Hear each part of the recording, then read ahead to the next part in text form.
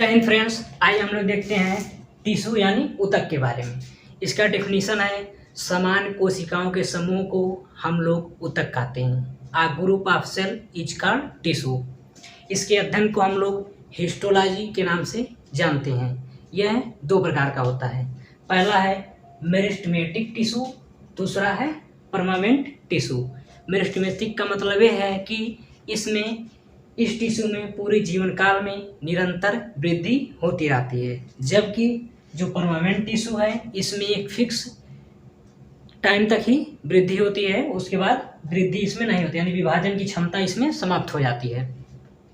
अब हम लोग देखते हैं इसको अलग अलग से, जैसे विभाज्योतक या फिर मेरिस्टेमेटिक जिसका इंग्लिश है। यह तीन प्रकार का होता है। पहला है शीर्ष विभाज्योतक, दूसरा है पार्श्व विभाज्योतक, तीसरा है अंतर्वेशी विभाज्योतक। शीर्ष का मतलब क्या? ऊपर। जैसे मार्कर कोई अगर प्लांट्स है तो इसकी जो ऊपर वाला भाग है इस भाग पे यह शीर्ष विभाज्योतक यानी एपिकल टिश्यू पाया जाएगा। यह क्या करता है? यह किसी भी प्लांट्स के जिस भी भाग में पाया जाएगा सबसे ऊपरी भाग में, यह पेड़ पौधों को ऊपर की तरफ बढ़ाता है। यानी यह मार्कर के अगर ऊपर वाले भाग में पाया जाएगा तो इस मार्कर को ऊपर की तरफ बढ़ाएगा प्लांट का, अगर हम इस मार्कर को माने। दूसरा कौन सा है आपका? पार्स यानी लैटरल टिश्यू। यहाँ पे ये क्या होगा? यह पेड़ पौधे के जैसे मार्कर है, ऊपर तो हो गया शीर्ष विभाज्योतक यानी जो हम लोगों का था एपिकल टिश्यू, बीच में क्या होगा? Lateral tissue. यह क्या करेगा? इस मार्कर के जो मोटाई है इसको बढ़ाएगा। यह है पेड़ पौधों को चौड़ा करने का काम करता है। जैसे ये मार्कर है धीरे धीरे चौड़ा हो जाएगा, किसकी वजह से? पार्स यानी लैटरल टिश्यू की वजह से। तीसरा है अंतर्वेशी या फिर इंटर, उसी का इंग्लिश नेम है इंटरकैलरी टिश्यू। यह क्या करता है? यह जो जमीन पे घास होती है छोटी छोटी उसमें पाया जाता है, यानी बहुत छोटे प्लांट्स में। क्या होता है? उसको जब कोई जानवर चर लेता है फिर खा लेता है, उसके बाद वहाँ से वो दिखता नहीं है बट वो अंदर रहता है, फिर से वो निकल जाता है। वही है, छोटे घास के रूप में होता है और यह निरंतर नहीं होता, असतत होता है, यानी कभी रहेगा कभी नहीं रहेगा। उसी को हम लोग बोलते हैं अंतर्वेशी या फिर इंग्लिश में इंटरकैलरी टिश्यू। अब हम लोग आ जाते हैं परमानेंट यानी अस्थाई टिश्यू पे। इसका मतलब क्या है? अविभाज्य, जिसमें विभाजन की क्षमता समाप्त हो गई होती है, यानी उसमें अब विभाजन नहीं होगा। अभी इसके भी दो टाइप हैं। पहला है सिंपल टिश्यू, दूसरा है कॉम्प्लेक्स टिश्यू। सिंपल यानी सरल, कॉम्प्लेक्स यानी जटिल टिश्यू। अब इसके भी सब पार्ट हैं, सरल के भी 3 पार्ट हैं। इसके जो 3 पार्ट हैं ये हैं मृदु ऊतक, जिसको हम लोग पैरेन्काइमा के नाम से जानते हैं। दूसरा है स्थूल कण ऊतक, जिसे हम लोग कोलेनकाइमा के नाम से जानते हैं। तीसरा है दृढ़ ऊतक, जिसे हम लोग स्क्लेरेनकाइमा के नाम से जानते हैं। अब इनका एक क्या करते हैं यूज प्लांट्स में? जो भी प्लांट्स होते हैं, जैसे अगर ये मार्कर प्लांट्स है तो जो ये हमारा मृदु ऊतक यानी पैरेन्काइमा है ये इसके छाल में रहता है ऊपर। छाल क्या करता है? आप देखे होंगे कुछ पौधों की जो छाल्स होते हैं यानी उसकी जो टहनियाँ होती है उसके जो भाग होते हैं वो भी हरे रंग के होते हैं। जहाँ पे भी हरा कलर रहेगा यानी हरा रंग रहेगा वहाँ पे क्या होगा? कुछ परसेंट वहाँ पे भी प्रकाश संश्लेषण होता है। तो यह कहाँ पे पाया जाता है? पैरेन्काइमा या पौधे की छाल में पाया जाता है। दूसरा है स्थिर कण ऊतक यानी कोलेनकाइमा ऊतक। यह कहाँ पे होता है? यह फल और सब्जियों की वृत्त, यानी जो छोटे छोटे पौधे हैं, जैसे कोई साग है उसकी जो वृत्त, जो उसका मोटा वाला भाग होता है, जैसे हाथ है पत्तियां हैं, उसकी जो निकली हुई टहनियाँ मोटी होती हैं उन्हीं को हम लोग वृत्त के नाम से जानते हैं। यह क्या करता है? यह भोजन स्टोर के रूप में भी काम करता है। और हम लोग क्या करते हैं? टहनियों को पकड़ करके लटक जाते हैं, फिर झूल जाते हैं, फिर वो अपने स्थान पे आ जाती हैं। वह जो लचीलापन होता है किसकी वजह से होता है? इसी की वजह से होता है। पेड़ पौधों में जो भी लचीलापन होता है टहनियों में, वह कोलेनकाइमा यानी स्थूल कण ऊतक के कारण होता है। तीसरा है दृढ़। दृढ़ का मतलब क्या? बहुत कठोर हो, जो अत्यधिक कठोर हो। जैसे बेल हो गया, कसेली हो गया, नारियल के ऊपर का भाग हो गया, ये सब क्या होते हैं? बहुत ही कठोर होते हैं।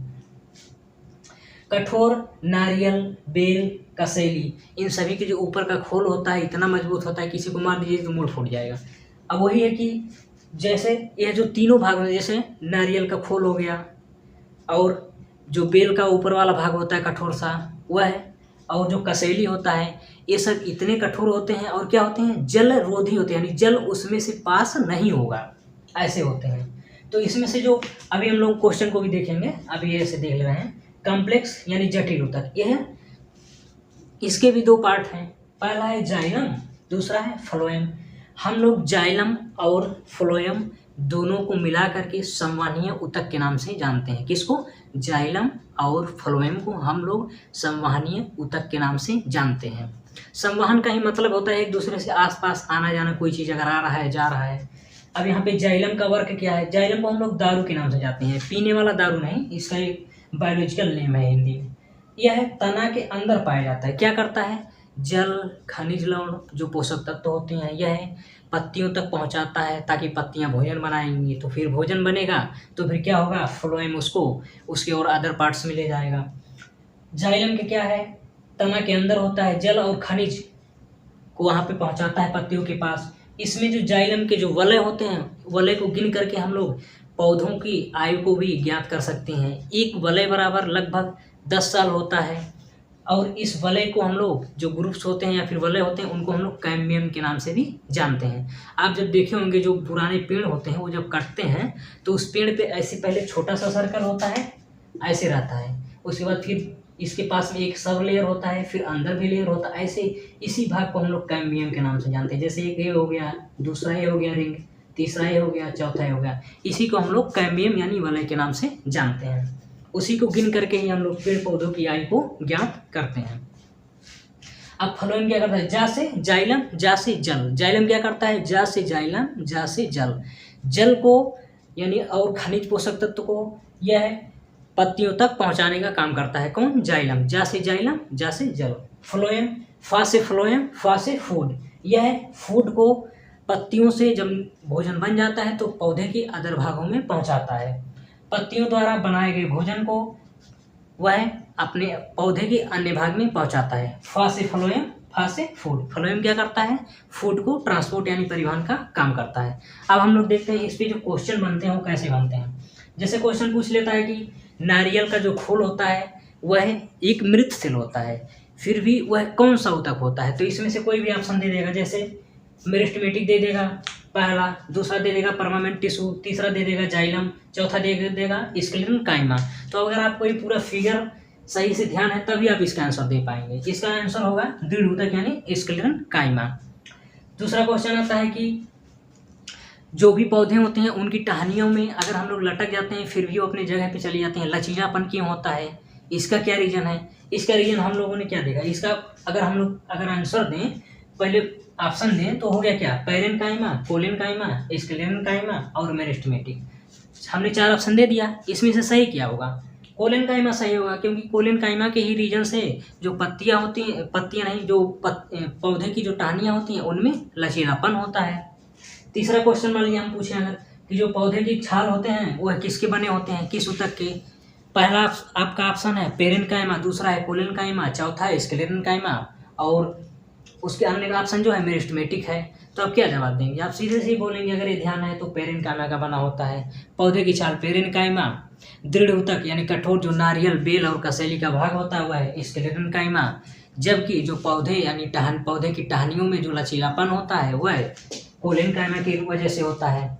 अब हम लोग अगर कोई क्वेश्चन पूछ ले कि जो पौधे होते हैं उसके ऊपरी भाग पे कौन सा टिश्यू पाया जाता है, यानी जिससे वह उसका ऊपरी भाग ग्रो करता है, तो अब क्या बोलेंगे? एपिकल टिश्यू यानी शीर्ष विभाज्य ऊतक। हाँ, अगर कोई पूछ ले कि जो भी पौधा है वह मोटाई में जो बढ़ रहा है तो वह उस किस टिश्यू की वजह से बढ़ रहा है, तो उसका आंसर होगा पार्श यानी लैटरल टिश्यू की वजह से, पार्श विभाज्य ऊतक की वजह से। अदर क्वेश्चन है कि अगर जो घासें होती है, जो छोटे छोटे पौधे होते हैं जिनको जानवर कोई चर लेता है या खा लेता है तो फिर से वो निकल जाते हैं, असतत होते हैं यानी निरंतर नहीं होते, कभी कभी निकलते हैं, तो उसमें कौन सा टिश्यू पाया जाता है? अगर आपको ऑप्शन दे दें एपिकल यानी शीर्ष विभाज्य ऊतक, पार्श्व विभाज्य ऊतक, अंतर्वेशी विभाज्य ऊतक, चौथा दे देंगे परमानेंट टिश्यू यानी अस्थायी ऊतक, तो क्या आंसर सही होगा? अंतर्वेशी यानी इंटरकैलरी टिश्यू के नाम से हम लोग लिखेंगे। इसमें प्रॉब्लम यहाँ पे आती है कि जो ये विभाज्य ऊतक, ये मेरिस्टेमेटिक जो लिखा हुआ है ये हिंदी नहीं देगा, इसी मेरिस्टेमेटिक को जैसे लिख देगा, मेरिस्टेमेटिक ऐसे लिख देगा। फिर हम लोग कंफ्यूज हो जाते हैं कि मेरिस्टेमेटिक क्या होता है, और उसका हिंदी हम लोग जानते हैं कि विभाज्य ऊतक होता है। कभी भी देता है अगर कह देगा कि जो भी पेड़ पौधों में विभाजन होता है उसके सेल को उसमें कौन सा टिश्यू की वजह से होता है, तो वो मेरिस्टेमेटिक ही होगा हमेशा। परमानेंट का मतलब ये वो अस्थायी हो गया, वो कभी विभाजन ही नहीं होगा। अब हम लोग इसका क्विक रिवीजन करते हैं। Tissue a group of cell is called tissue. कोशिकाओं के समूह को हम लोग टिश्यू के नाम से जानते हैं। इसके अध्ययन को हम लोग हिस्टोलॉजी के नाम से जानते हैं। यह दो प्रकार का होता है। पहला है मेरिस्टेमेटिक यानी विभाज्य ऊतक। दूसरा है परमानेंट टिश्यू यानी अस्थायी ऊतक। मेरिस्टेमेटिक के 3 पार्ट हैं। पहला है एपिकल यानी शीर्ष विभाज्य ऊतक। दूसरा है लैटरल यानी पार्श्व विभाज्य ऊतक। तीसरा है हम लोगों का अंतर्वेशी यानी इंटरकैलरी टिश्यू। एपिकल क्या करता है आपका, यह पौधे के जैसे मार्कर अगर पौधा है तो इसके ऊपरी भाग में पाया जाता है। शीर्ष विभाज्य ऊतक, बीच में जो मोटाई बढ़ती है वह लैटरल यानी पार्श्व विभाज्य ऊतक से बढ़ती है। जो घास होते हैं, छोटे पौधे होते हैं, वो जानवर खा लेता है, फिर से निकल जाते हैं, तो वह अंतर्वेशी ऊतक की वजह से बढ़ता है। अभी हम लोग आ जाते हैं परमानेंट में। परमानेंट भी 2 प्रकार का होता है। पहला है सरल यानी सिंपल जो होता है। दूसरा है जटिल जो कॉम्प्लेक्स होता है। सिंपल ये भी 3 प्रकार का होता है। मृदु जिसे हम लोग पैरेन्काइमा के नाम से जानते हैं। दूसरा है स्थूलकण जिसे हम लोग कोलेनकाइमा के नाम से जानते हैं। तीसरा है दृढ़ यानी स्क्लेरेनकाइमा। पैरेन्काइमा जो है यह पौधे की छाल में होता है, इसी से पौधे का छाल बनता है जो कि 2-4% प्रकाश संश्लेषण भी करता है। दूसरा है कोलेनकाइमा, यह फल एवं सब्जियों फलों तथा पत्तियों का वृत्त इसी से बना होता है। जो छोटी पतली टहनियाँ होती हैं, वह टहनियाँ क्या करती हैं, भोजन स्टोर करने का काम करती हैं। और जो पौधे की टहनियों में जो लचीलापन होता है वह इसी कोलेनकाइमा के रीजन से ही होता है। दृढ़ जो कि नारियल, बेल का शैली के जो ऊपर का भाग कठोर होता है और जलरोधी होता है, वह किसकी वजह से होता है, स्क्लेरेनकाइमा की वजह से होता है। कॉम्प्लेक्स क्या है, जाइलम और फ्लोएम को जब हम लोग मिला करके देखते हैं तो हम लोग उसको संवहन ऊतक के नाम से जानते हैं। जा से जाइलम, जा से जल। जाइलम क्या करता है, जल का ट्रांसपोर्ट और खनिज तत्व का ट्रांसपोर्ट यानी परिवहन करता है। फा से फ्लोएम, फा से फूड। फ्लोएम जो है वह पेड़ पौधों में फूड को ट्रांसपोर्ट यानी परिवहन का काम करता है। इस प्रकार अगर हम लोगों को ये कभी भूलता है तो इसको आप ध्यान रखिएगा, PCS यानी इसको हम लोग क्या ध्यान रखेंगे, PCS। P for parenchyma, C for collenchyma, S for sclerenchyma. इसको हम लोग ध्यान रख सकते हैं कि इसको सरल यानी सिंपल टिश्यू को। मिलते हैं नेक्स्ट वीडियो में। जय हिंद।